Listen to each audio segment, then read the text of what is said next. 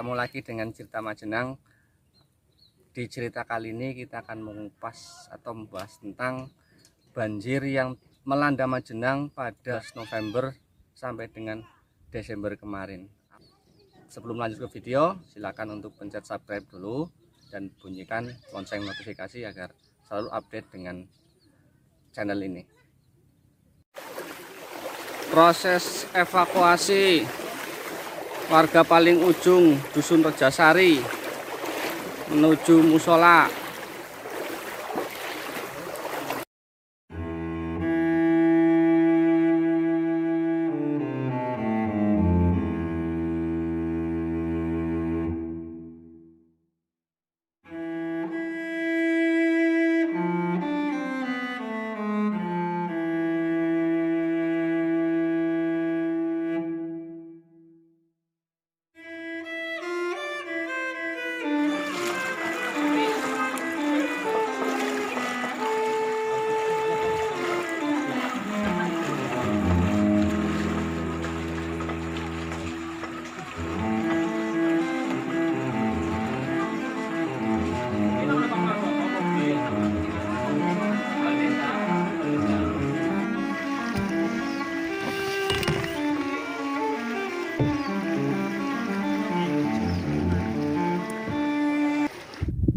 Ada beberapa faktor yang mempengaruhi banjir kemarin dan banjir-banjir yang terjadi sebelumnya. Pertama adalah lokasi Majenang. Secara geografis, Majenang itu dikelilingi oleh perbukitan dan pegunungan, hingga bisa dikatakan Majenang itu ada di dasar mangkok. Jadi semua air dari arah timur, di belah kiri saya, dari utara belakang saya, belah kanan saya, sebelah barat, itu masuk ke sini semua. Waktu banjir kemarin November dan terakhir sekitar tanggal 10 atau berapa Desember kemarin, air sampai sini. Jarak dari sini ke bukit yang ada di depan saya itu hampir 2 kiloan.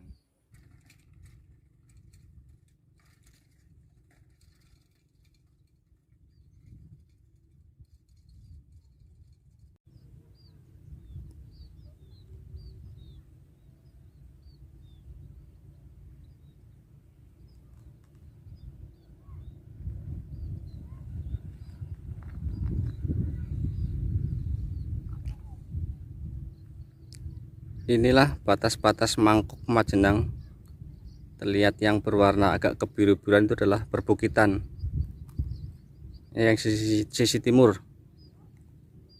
Kita geser lagi ke arah utara.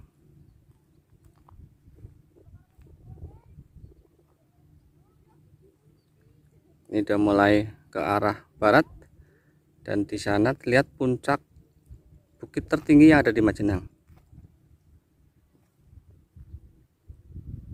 Nah, sudah memasuki ya arah selatan. Daerah yang agak rendah itu nantinya menjadi pintu keluar. Di sebelah sana ada yang namanya Batu Karut. Nah, dan sebelah sini nanti kita sebut dengan daerah, ada beberapa warga yang mengatakan sebagai Batur Dhuwur atau Lengkong, dan pegunungan itu sudah masuk Kecamatan Cipari.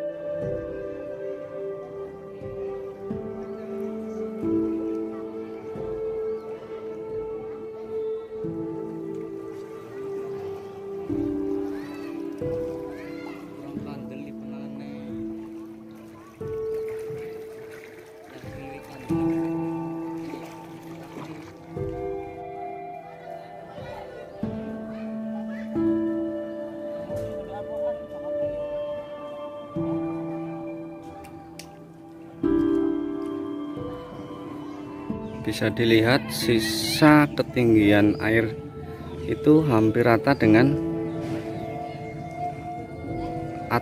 jendela atau tepat di bawah box meter listrik itu. Faktor kedua, ini yang membuat kerentanan banjir di Majenang. Satu-satunya pintu air atau jalan air keluar dari Majenang hanya lewat Sungai Cikawung. Kemarin sudah sempat dibahas di video sebelumnya tentang Sungai Cikawung dan ancaman banjir di Majenang. Nah, dengan keberadaan Sungai Cikawung yang seperti ini kemarin jebol, maka airnya malah justru kembali ke perkampungan sini, hingga 4 desa yang tergenang. Nah, kalaupun seumpamanya Sungai Cikawung tidak jebol tapi debit airnya naik, maka yang terjadi adalah overload dari Sungai Cikawung itu. Kalau berlangsung bertahun-tahun, maka kekuatan tanggul akan dengan sendirinya berkurang.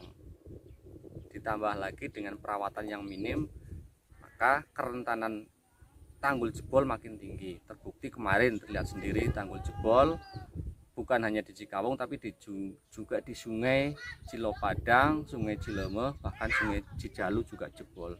Itu karena sudah terlalu overload dan sudah tidak bisa menampung air yang semuanya mengalir ke daerah sini.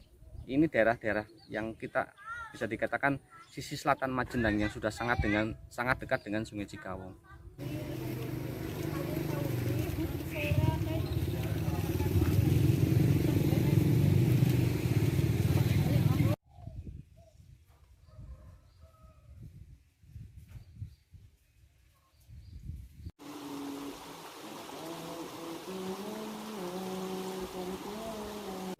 Ya, inilah Sungai Cikawung, bisa dilihat di belakang saya. Ini jadi satu-satunya pintu keluar air dari Majenang. Sungainya dangkal dan sempit, secara otomatis volume yang ditampung juga nggak terlalu besar. Dari dua faktor tadi bisa menjadi gambaran kuat bahwa Majenang memang sangat rentan terjadi banjir. Pertama, dari kondisi geografis yang kita memang ada di dasar mangkok. Yang kedua, pintu keluar air hanya satu, plus jika pintu keluar airnya juga mengalami masalah seperti tanggul jebol kayak kemarin. Ini juga yang menyebabkan dalam kurun waktu 1 bulan antara pertengahan November sampai menjelang pertengahan Desember kemarin terjadi 4 kali banjir di Majenang.